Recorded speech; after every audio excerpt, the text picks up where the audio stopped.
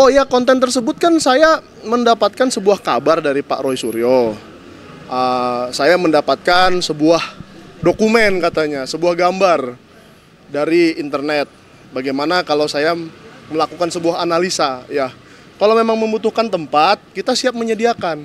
Siapapun yang membutuhkan tempat, bahkan misalnya pengacaranya Pak Joko Widodo sendiri, Pak Yakub misalnya membutuhkan tempat untuk mengklarifikasi sesuatu, saya welcome. Artinya saya berterima kasih kepada kepolisian ya, Polri, khususnya Polda Metro Jaya, bahwa ada sebuah atensi yang diberikan kepada kasus ini. Karena saya juga agak kaget, pemanggilannya itu sangat cepat dan waktu itu saya minta diundur 1 minggu, betul. Jadi saya bukan mangkir, jadi tidak seperti berita yang beredar. Saya memang sudah mengkontak penyidiknya, penyelidik bukan penyidik. Saya sudah mengontak penyelidiknya dan bisa di reschedule. Nah, saya tidak tahu kenapa tiba-tiba datang panggilan kedua. Ini ada 2 ya surat panggilannya ya. Nah, dan sangat terkesan terburu-buru sih menurut saya. Kan ini hanya sebuah klarifikasi dan saya juga akan mempertanyakan yang ada di undangan ini sepertinya banyak yang tidak berhubungan dengan saya. Gitu. Maksudnya gimana tidak berhubungannya, misal poin-poin apa?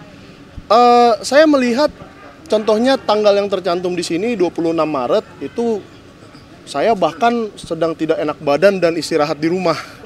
Jadi saya ingin tahu sih dari para penyelidik, dari pihak kepolisian, apa sebenarnya yang terjadi tanggal 26 itu yang berhubungan dengan saya. Gitu kira-kira. Sehingga saya dipanggil untuk klarifikasi. Mengklarifikasi itu kan karena dianggap mengetahui sesuatu ya. Nah, saya menganggap saya tidak mengetahui apa-apa di tanggal 26 itu, mungkin saya akan menerangkan bahwa saya sedang istirahat di rumah, gitu aja. Ini akan menerangkan sesuatu, mungkin apa saja yang sudah disiapkan nanti akan disampaikan? Saya mempersiapkan ini ya, supaya badan tetap fit dan siap untuk proses pemeriksaan yang kemarin sih minggu lalu sudah ada beberapa ya. Dan kabarnya diperiksanya sampai larut malam. Jadi saya mempersiapkan keadaan fisik, jasmani, dan ya mental juga. Artinya kita harus tetap konsentrasi dalam pemeriksaan itu gitu loh. Jadi nggak ada persiapan yang terlalu spesial lah. Ini kan juga saya bukan seperti yang saya bilang, saya tidak mengetahui banyak tentang itu ya, tentang peristiwa yang dia maksud di tanggal 26 itu, sehingga saya rasa apapun yang dipertanyakan oleh para penyelidik atau penyidik, saya juga kurang paham ini bahasa kepolisiannya ya, ya akan saya rasa hanya berkaitan dengan tanggal 26 itu. Tapi menurut Bapak sendiri, apakah ada kaitan lain atau dasar lain mungkin yang membuat Anda kira dipanggil untuk diperiksa? Mungkin terkait dengan podcast atau apa? Dengan apa? Dengan podcast Anda.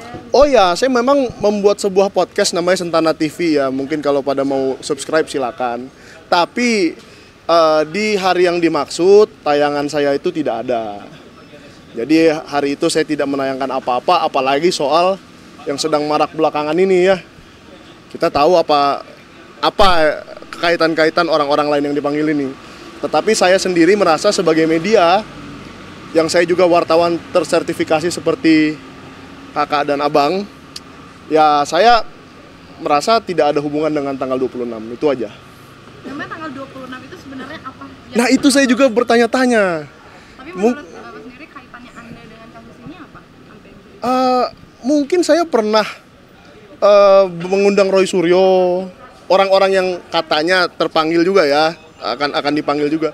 Saya pernah memanggil Roy Suryo, saya pernah memanggil Dr. Tifa dalam podcast saya, tetapi tidak di tanggal 26 dan saya tidak tahu peristiwa apa yang terjadi di tanggal 26. Sehingga ya masih saya sama bingungnya dengan Mbak ini sekarang hari ini. Pagi ini ya. Semoga dengan saya datang ke sini mengklarifikasi, pihak kepolisian juga dapat mengklarifikasi kepada saya apa sebenarnya yang terjadi di tanggal 26 sehingga saya diajak mengklarifikasi. Agak ribet ya memang. Ada yang Bapak ketahui tentang terkait dengan ijazah palsu Pak Jokowi ini, fakta-fakta mungkin atau apa? Kalau soal itu ya, itu kan sudah ada ahli-ahlinya yang dapat menilai. Seperti Pak Roy Suryo menilai dengan kepakaran beliau, Pak Rismon Syanipar menilai dengan kepakaran beliau. Kalau saya di sini tugasnya hanya sebagai jurnalis, sebagai wartawan yang beberapa kali mengundang ahli-ahli tersebut, dan apabila memang ahli-ahli tersebut yang mau ditanyakan ya silakan diundang gitu loh. Jadi kalau saya sifatnya sekarang dalam mengklarifikasi mengapa saya mengundang mungkin, nah itu mungkin bisa saya katakan saya mengklarifikasi, tetapi kalau masuk ke dalam analisa-analisa yang mereka lakukan justru saya tidak punya keahlian di situ. Saya tidak punya kemampuan lah untuk menganalisa seperti mereka. Berarti dalam hal ini kan sudah mengundang narasumber-narasumber untuk di podcast ya. Berarti Betul. Tahu nih maksud tujuannya seperti apa dari awal? Maksud tujuan apa tuh? Konten tersebut gitu. Oh ya, konten tersebut kan saya mendapatkan sebuah kabar dari Pak Roy Suryo. Saya mendapatkan sebuah dokumen katanya, sebuah gambar dari internet. Bagaimana kalau saya melakukan sebuah analisa ya. Kalau memang membutuhkan tempat, kita siap menyediakan. Siapapun yang membutuhkan tempat, bahkan misalnya pengacaranya Pak Joko Widodo sendiri, Pak Yakub misalnya membutuhkan tempat untuk mengklarifikasi sesuatu, saya welcome. Nah, jadi saya tidak memilih-milih harus Roy Suryo aja yang boleh gitu, enggak lah.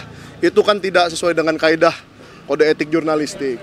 Tapi sekali lagi saya tekankan, yang saya undang itu memiliki nilai-nilai tambah dan pencerahan kepada masyarakat. Jadi porsi saya di situ saja.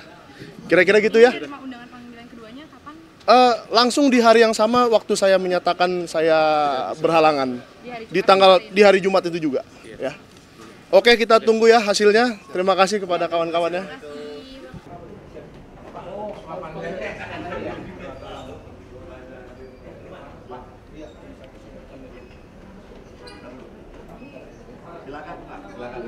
Ini ya.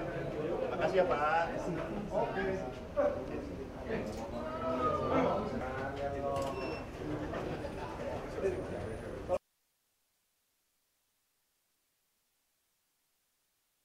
Oh, tadi udah lihat Farizal Fadilah ya? Lewat sono berarti. Oh, sudah enggak. Cek tuh, Bro.